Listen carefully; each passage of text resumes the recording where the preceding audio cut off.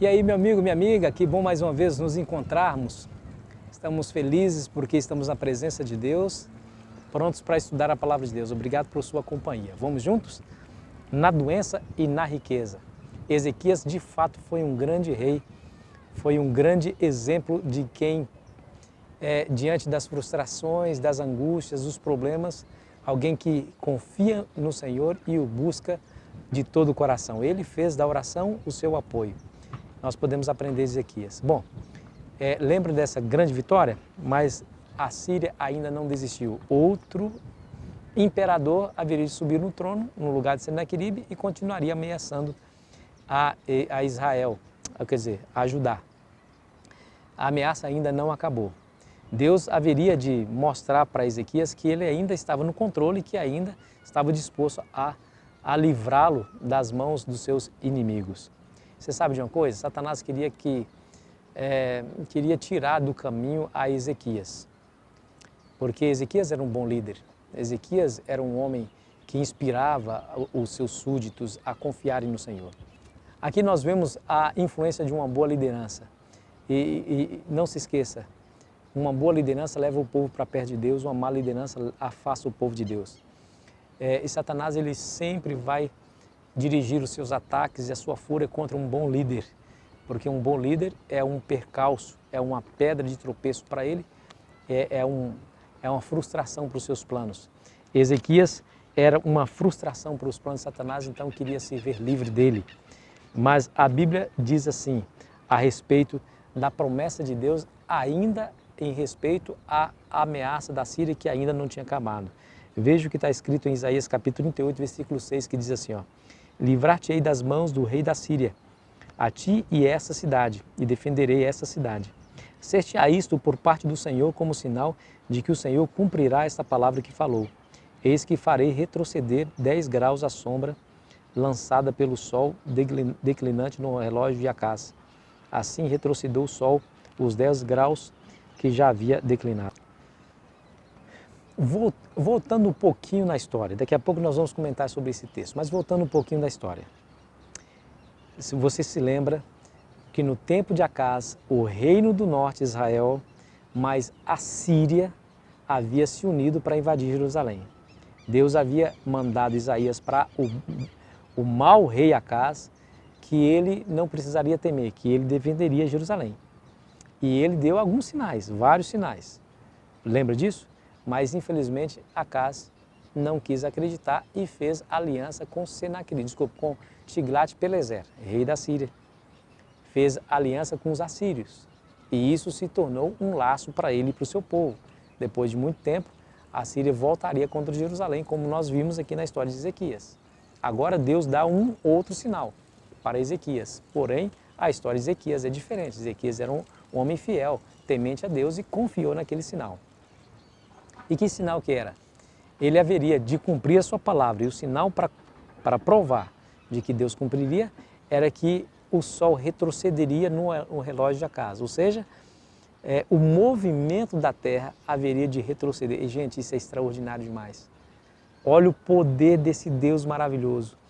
A terra tem um movimento de rotação que gira em torno do seu próprio eixo, em relação ao sol. Diz a Bíblia que Deus faria retroceder a sombra do sol no relógio de Acás. Só é possível isso acontecer se a terra voltar, não somente parar, mas voltar.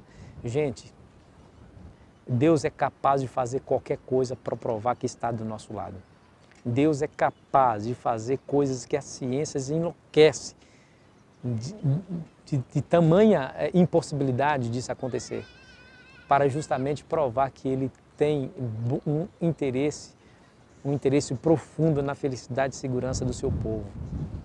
Esse Deus que fez isso no passado é o mesmo que Deus que faz por você. O que Ele pode fazer? Ele pode fazer tudo. Mas eu pergunto, o que Ele poderia fazer mais do que fez para convencer que Ele está do seu lado e não desistiu de você, não é verdade? Deus fez isso com Ezequias. E diz a Bíblia que isso chamou a atenção dos babilônicos. Os babilônicos eram profundos estudiosos dos movimentos dos astros. Eles perceberam que a sombra do sol retrocedeu. Mas eles ficaram sabendo de uma outra coisa, de uma outra história. A história da enfermidade de Ezequias, do bom rei Ezequias.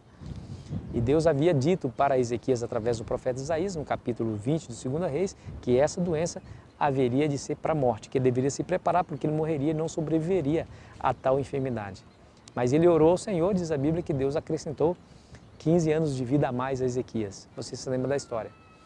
E como sinal, Deus fez com que o sol retrocedesse, ou seja, a sombra do sol retrocedesse. E eles ficaram sabendo, os babilônicos ficaram sabendo desse grande milagre e foi até Jerusalém a fim de ouvir mais sobre essa história. E você sabe o que aconteceu, meu amigo? Minha amiga, você sabe o que aconteceu? Ali havia uma porta aberta para que Ezequias pudesse dar honra e glória ao nome de Deus perante os babilônicos. Porque os babilônicos são seres humanos e precisavam da salvação que Deus ofereceria a eles. Eles adoravam outros deuses. Chegou a oportunidade para que eles pudessem se inclinar diante do Deus de Ezequias e também pudessem adorá-lo assim como Ezequias adorava. Mas Ezequias não fez isso. Para a tristeza sua e minha, para a nossa frustração e decepção, Ezequias, ao invés de dar glórias ao nome de Deus, sabe o que ele fez? Levou os emissários babilônicos para ver todos os seus tesouros. Em outras palavras, ele diz assim, ó, eu tenho muito dinheiro, eu tenho muito ouro, tenho muita prata, eu tenho muita riqueza. Tudo isso eu conquistei com minha força, com meu braço, com a minha inteligência, com minhas estratégias. Ele esqueceu de dar glórias a Deus.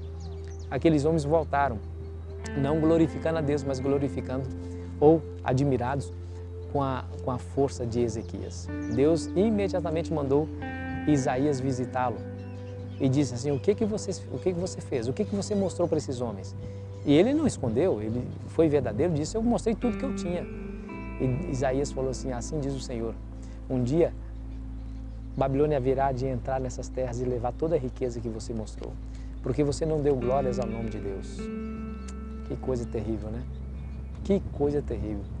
Se aquela enfermidade que Deus falou para ele que seria para a morte, de fato tirasse a vida desse homem, ele estaria seguro, salvo. Mas olha o que ele fez. Infelizmente, ele deixou o orgulho invadir o seu coração. Meu amigo, minha amiga, isso é uma grande advertência para mim e para você. Olha, a nossa certeza de salvação é quando nós estamos humildemente perto de Deus. Se nós hoje somos fiéis a Deus, graças a Ele e graças à sua misericórdia podemos receber a nossa salvação. Nós podemos conquistar, quer dizer, Deus pode através de nós conquistar muitas coisas, usar-nos como instrumentos. Mas nunca deixe você acreditar que as suas conquistas e as suas vitórias vieram por sua inteligência, por sua força. Cuidado com isso, orgulho leva à ruína. Nós vimos isso durante a semana passada. O orgulho precede a ruína de homens e de grandes nações, impérios inteiros. Ezequias, infelizmente, perdeu a grande chance. Você se lembra que quando Jesus nasceu, a estrela lá do Oriente trouxe os reis magos, lembra disso? E eles glorificaram a Deus por terem visto o Salvador. A mesma coisa aconteceu com os emissários de Babilônia, que viu um sinal nos astros e foi até Jerusalém. Deveriam ter vindo glorificando a Deus, mas o que eles fizeram? O que eles receberam? Eles receberam aí um testemunho negativo. Meu amigo, minha amiga, Deus espera que você glorifique a Ele em todos os momentos, em todas as vitórias, em todas as conquistas. É uma grande advertência para mim e para você. Nós não somos tão sábios assim para ter o que temos. Nós não somos tão fortes assim para vencer o que vencemos. Nós não temos condições alguma de manter a vida biológica como nós a mantemos. Nós não temos condições de nos defender contra as ameaças dessa vida como nós nos defendemos. Tudo vem das mãos do Senhor. Tudo que você é, tudo que você tem, possui, pertence ao Senhor. Boa coisa fazemos se nós dermos glórias a Deus pelas conquistas, pelas vitórias, por tudo que somos e por tudo que temos. Nunca se esqueça disso.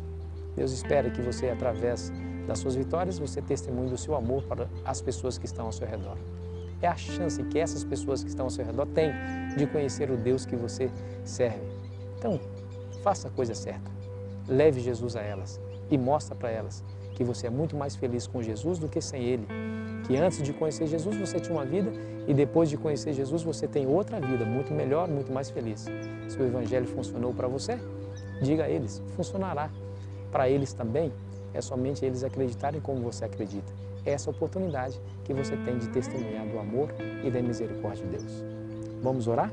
Querido Deus, nos ajude a não se esquecer que tudo que somos e temos veio das Tuas mãos.